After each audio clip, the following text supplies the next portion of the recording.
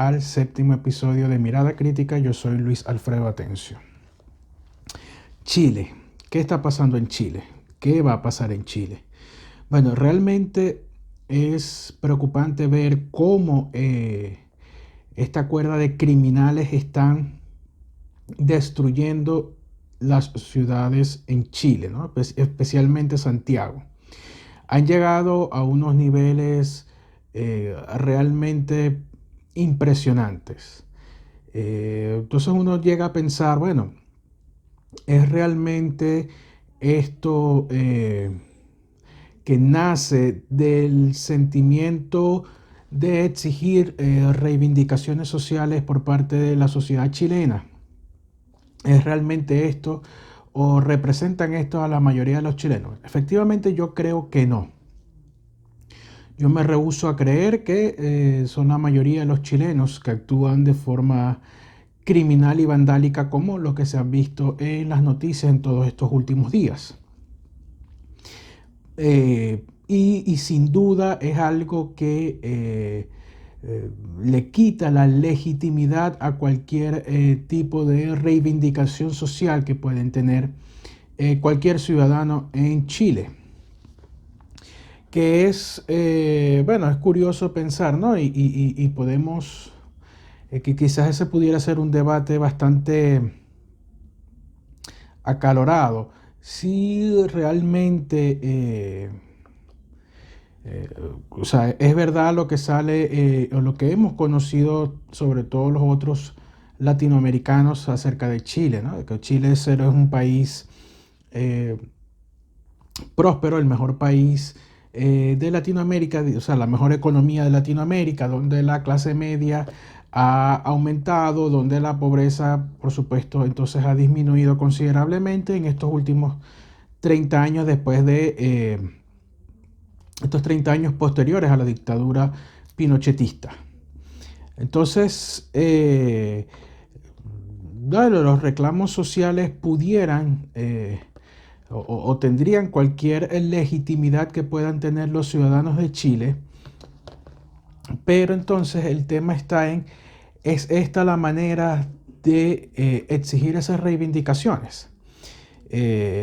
¿Realmente estás enojado porque el costo del pasaje del metro haya aumentado, pero entonces por consecuencia vas a destruir el metro?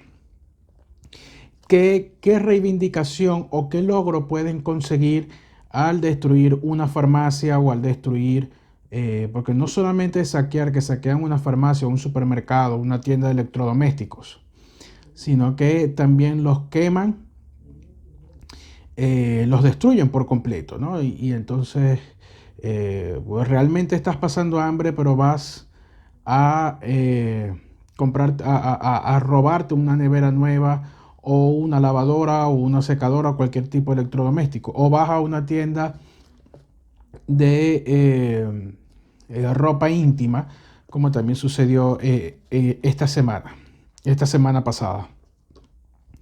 Entonces ahí realmente nos tenemos que preguntar, ¿no? ¿Qué están logrando con esto? ¿Qué quieren lograr con esto? Pues efectivamente, y lo que se puede ver es, y ya de hecho el presidente Donald Trump lo denunció, que tienen la información de que hay agentes extranjeros en este tema de las protestas violentas en Chile, ¿no? Porque se han realizado y se han efectuado también protestas pacíficas, eh, pero ha habido situaciones bastante lamentables donde, pues entonces ya se tiene, digamos, mayor información de agentes externos, agentes extranjeros en este tema, ¿no? Y bueno, obviamente se habla de Chile, perdón, se habla de Rusia, se habla de Venezuela y se habla de Cuba, quienes están detrás de todo esto. La pregunta es, señor Piñera, ¿qué va a hacer usted? Sé que es una situación complicada, es una situación bastante difícil. Yo no soy presidente, nunca he sido, digamos, no he estado en ningún cargo de poder público, no tengo esa experiencia. Pero Lo que sí sé y lo que sí estoy seguro es que los chilenos merecen que el Estado les proteja. Los chilenos, comerciantes, empresarios, emprendedores, merecen que el Estado les proteja a ellos y a sus propiedades. Y los chilenos que son empleados, que trabajan en esos comercios, en esos hoteles, en esos supermercados, también merecen que se les garantice su derecho al trabajo. Entonces, vemos cómo la izquierda chilena, sobre todo, ataca al, ah, al gobierno de Piñera, al ministro del Interior, a los carabineros, a los militares, de violar los derechos humanos, pero entonces nadie vela por los derechos humanos, por el derecho humano de la propiedad individual de los dueños de esos negocios, por el derecho humano a trabajar de los empleados de esos negocios, que ya algunos han informado que no abrirán nuevamente sus puertas. Entonces, ¿cuántos empleos se pierden ahí? ¿Cuántos impuestos va a perder el Estado ahí? ¿Cuánto ahora tiene que invertir el Estado para recuperar la ciudad, para recuperar el sistema del transporte, del metro, los autobuses y todas las destrucciones que han habido? Entonces realmente sé que es una situación complicada, sé que es una situación difícil, pero considero, y es mi opinión muy personal, que estos vándalos, estos criminales que están destruyendo y generando ese terror en los ciudadanos deben ser reprendidos y le debe caer todo el peso de la ley. Plomo o cárcel, porque es que no hay de otra. Al criminal hay que tratarlo como tal. La protesta y el derecho a la protesta debe ser garantizado en cualquier democracia, porque sabemos que en las dictaduras no lo es del todo, pero siempre y cuando sea de manera pacífica. Quieres trancar la calle, tranca la calle, lo que sea, pero no tienes, creo que, reventar un hotel, reventar un supermercado, ¿cómo se llama? Poner inoperativo el sistema del transporte no va acorde a cualquier tipo de protesta. Este era un tema del que no he querido, digamos, entrar mucho en detalle, porque, bueno, obviamente no soy chileno, no vivo en Chile, pero sí considero que los ciudadanos de América, ¿no? de la región, los demócratas debemos defender las democracias. Es tarea de nosotros defender las democracias, no solo en nuestros países ni donde residimos, sino en todos lados. Y además es triste ver cómo hay venezolanos, pocos, pero hay, apoyando estas protestas, apoyando estas violencias y estos hechos violentos que se están suscitando en Santiago, cuando están viviendo allí, cuando ese país les abrió las puertas, cuando huyeron del comunismo de Venezuela y se van a ese país y entonces apoyan ahora que se genere un proceso constituyente para crear una constitución socialista. Entonces es bastante triste, es bastante lamentable que hayan venezolanos apoyando eso. Y bueno, yo como venezolano y como demócrata que soy, defiendo la democracia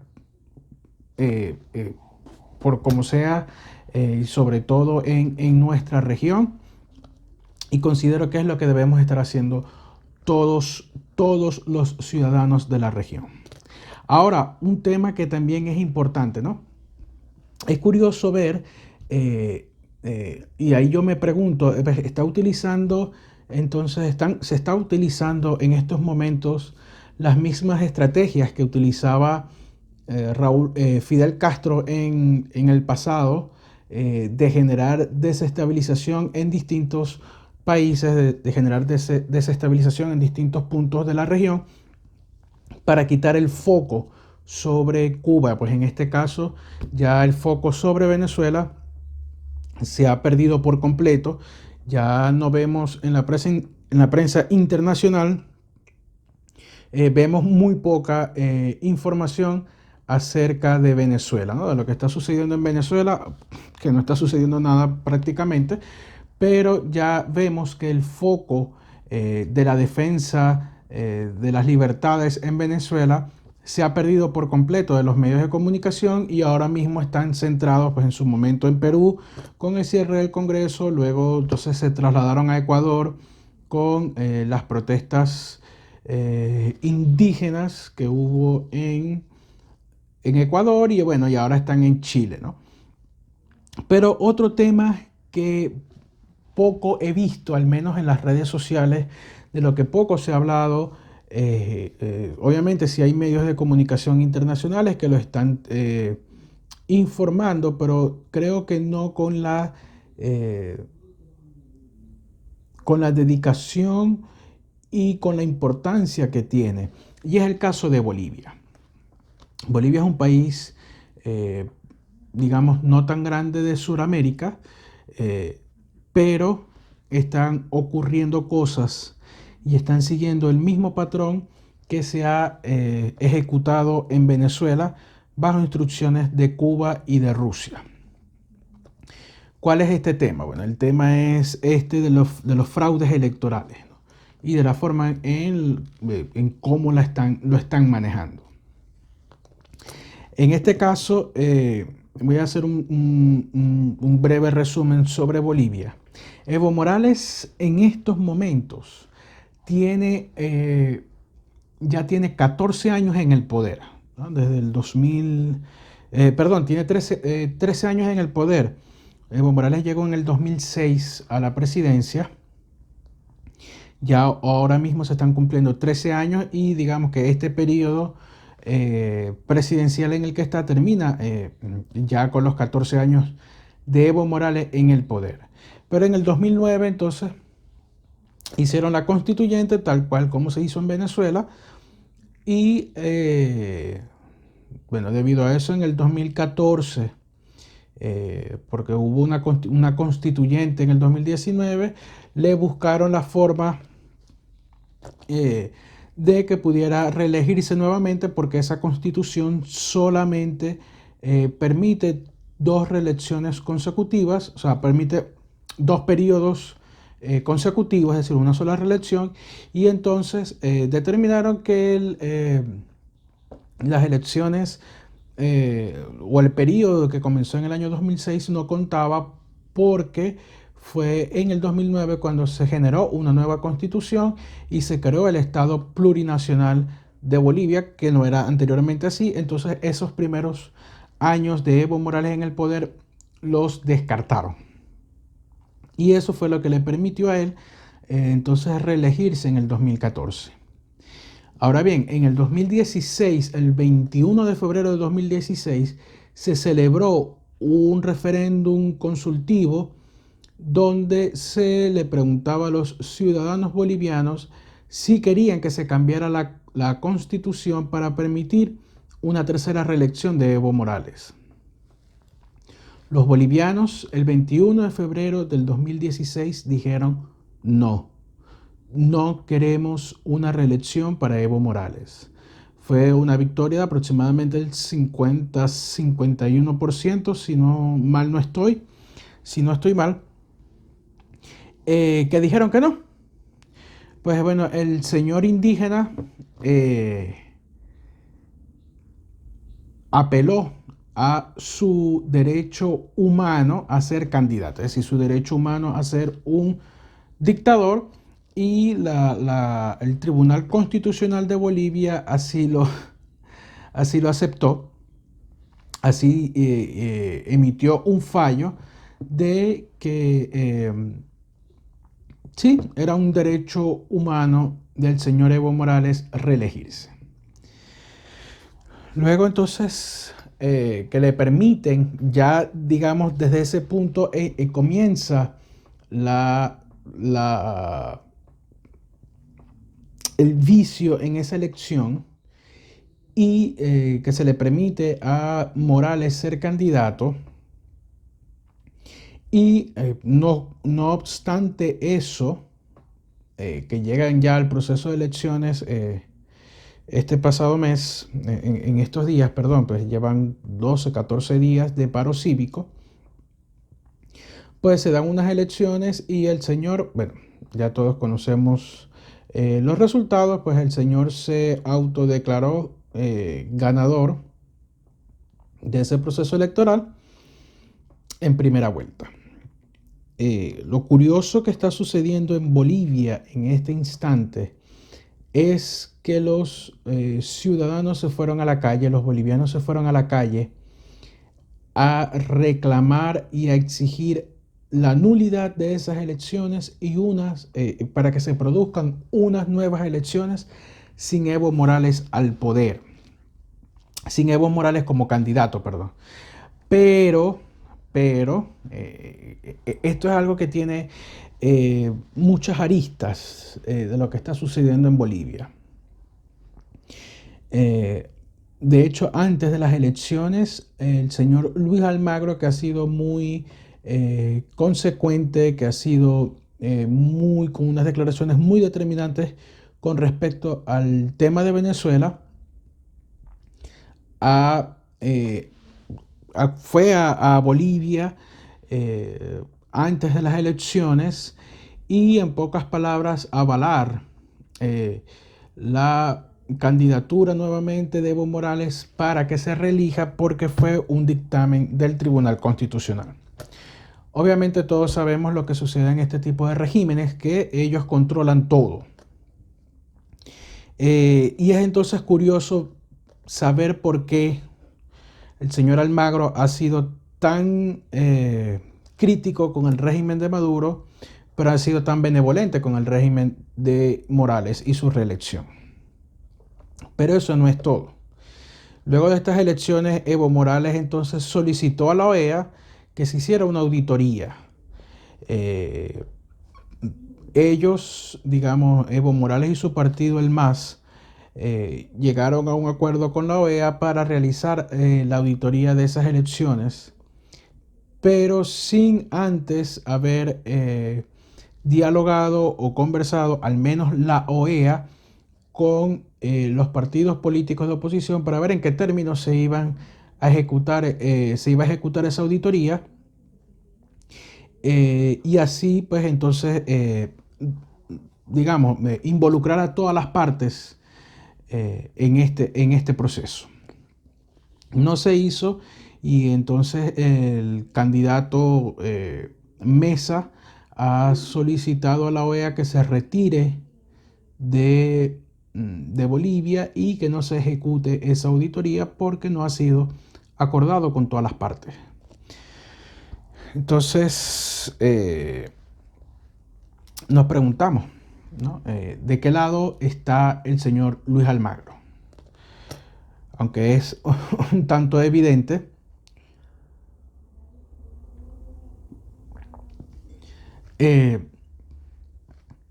¿por qué? ¿No? La pregunta es ¿por qué Luis Almagro ha tomado esta actitud? Aparte de esto, entonces otro punto curioso con el tema de Bolivia es que los ciudadanos, los bolivianos, han salido a la calle a protestar, digamos inicialmente siguiendo de alguna manera el liderazgo del candidato presidencial Carlos Mesa, pero ya en estos momentos no lo hacen por un líder político ni lo hacen por defender los resultados de Carlos Mesa, sino que ya es el movimiento ciudadano que está exigiendo que se repitan, que se convoquen unas nuevas elecciones sin Evo Morales al poder, sin Evo Morales como candidato. No les importa Carlos Mesa, no les importa Evo Morales. Simplemente ellos están luchando por su derecho y por las decisiones que ellos tomaron en el año 2016.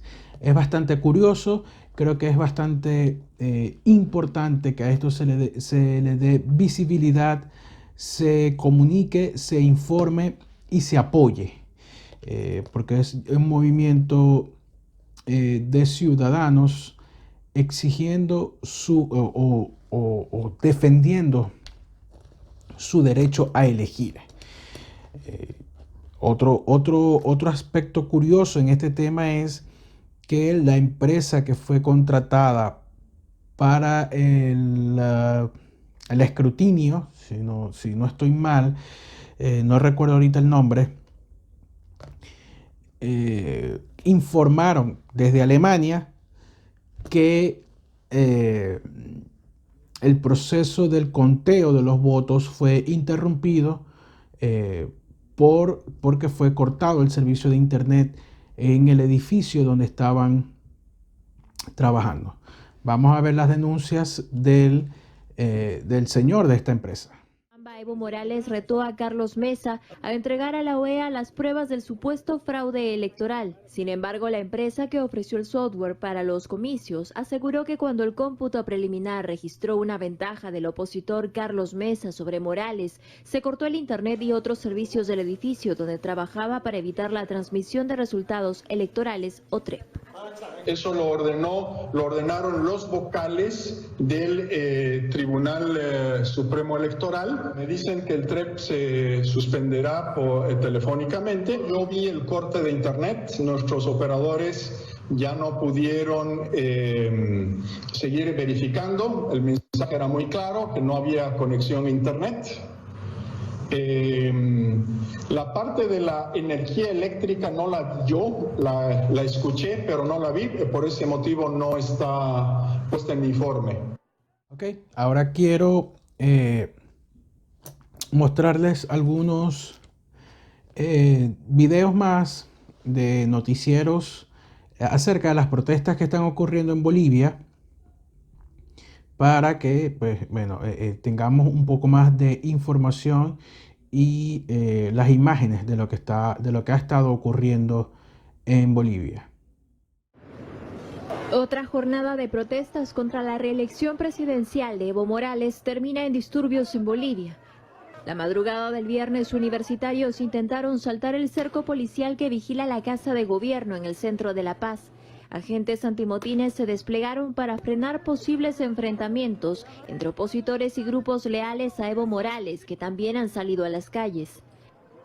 Evo decía que todo cambiaría. Mentira, mentira. La oposición, que denuncia fraude electoral desde el 20 de octubre, se niega a avalar una auditoría iniciada el jueves por la Organización de Estados Americanos. La consideran una maniobra de distracción para mantener a Morales en el poder. Bueno, y adicionalmente, hace pocos días, esto lo estoy grabando el día domingo 3 de noviembre, y fue hasta el día... hasta el día lunes le dieron como plazo a Evo Morales, el lunes 4 de noviembre a las 7 de la noche para renunciar. De lo contrario, los movimientos cívicos van a tomar acciones al respecto. No informaron de cuáles son las acciones que van a tomar, no informaron cuál es el plan siguiente que van a tomar. Asumo que es por estrategia. Pero es curioso ver qué va a pasar, ¿no? Y es curioso que todo esto está ocurriendo ajeno a los partidos políticos que estuvieron en la contienda electoral. Vamos a ver las declaraciones de este representante de los cívicos en Bolivia. Para decirle al tirano que tiene 48 horas para renunciar. Porque el día lunes a las 7 de la noche, aquí mismo, y en cumplimiento al compromiso que hicimos en este Cristo el día del Cabildo, y el compromiso que estamos haciendo ahora, y el plazo que le estamos dando a Evo Morales Saymas de 48 horas, el día lunes, aquí, con estas mismas personas, con este pueblo cruceño, vamos a tomar determinaciones y vamos a garantizar de que él se vaya. Bueno, efectivamente, 48 horas para que renuncie. Vamos a ver qué va a pasar. Voy a estar bastante atento a la situación de Bolivia. Bueno, este video lo estoy publicando el martes, es decir, y el plazo que le dieron a Evo Morales fue hasta el día de ayer, lunes, digamos el día de ayer de cuando ustedes están viendo este video, pero igual voy a estar atento a lo que va a estar ocurriendo y estar haciéndole un seguimiento al tema y a la situación de Bolivia. He recibido información y hay denuncias en algunos medios de comunicación, muy poco, pero sí hay, de heridos y de algunos fallecidos en las protestas de Bolivia. He conseguido poca información en internet, pero amistades conocidos que tengo que son bolivianos me han dado esa información, que sus familiares le han reportado que han habido fallecidos, inclusive cercanos a esa familia, en Bolivia. He tratado de hacer contacto y de tratar de tener digamos, de primera mano la información de algunos de los protestantes de Bolivia, pero ha sido bastante complicado por el tema del internet. Al parecer han cortado los servicios de internet en algunas zonas o por algún periodo de tiempo en Bolivia, y no he podido tener esta conexión con las personas de allá de Bolivia. Sin embargo, bueno, si logro hacerlo en el transcurso de la semana, logro hacer el contacto, pues bueno, igual lo tendré acá y lo publicaré acá, porque creo que es bastante importante que le demos visibilidad y relevancia a lo que está sucediendo en Bolivia. Uno de los que está haciendo un trabajo bastante formidable es Fernando del Rincón en CNN, que creo que hasta ha ido hasta Bolivia a tomar las impresiones de lo que está sucediendo allá, y es bastante interesante. Por cierto, gracias a Fernando del Rincón, porque hizo lo mismo en Venezuela, por lo menos en el año 2014, que fue a Venezuela, tomó bastantes impresiones, y está haciendo lo mismo en Bolivia, cosa que es sumamente importante para que todos conozcamos lo que está sucediendo en la región y para que los demócratas alcemos nuestra voz para defender las democracias, defender las libertades. Ya por último, le quiero dar un mensaje a los hermanos bolivianos. Bolivianos, no desfallezcan, no dejen de protestar, no dejen de estar en las calles, no dejen de luchar por su libertad. Aprovechen, y a pesar de que yo sé que no están detrás de un líder político, tienen una clase política, al menos un candidato presidencial que ha tratado de estar a la altura de los ciudadanos. Algo totalmente distinto a lo que ha pasado en Venezuela, quienes los políticos se han rendido a los pies del tirano.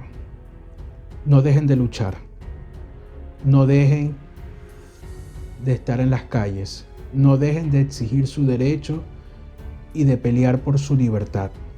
Yo sé, yo estoy seguro que los bolivianos van a conseguir su libertad. Que esa rata asquerosa de Evo Morales, ustedes lo van a sacar del poder y van a conquistar la libertad para reconstruir nuevamente la democracia en ese país. Bolivianos, no dejen de luchar. Son una esperanza. Su lucha genera admiración en muchos de nosotros. Y en este momento me atrevo a hablar por muchos venezolanos que deseamos la libertad en Bolivia, así como en Nicaragua. así como en cualquier otro país de la región que esté afectado como Cuba. Confiamos en ustedes, mucha fuerza, mucha valentía, mucha gallardía y bendiciones que lo van a lograr. Muchas gracias. Queremos Evo, fuera Evo, carajo. ¡Fuera!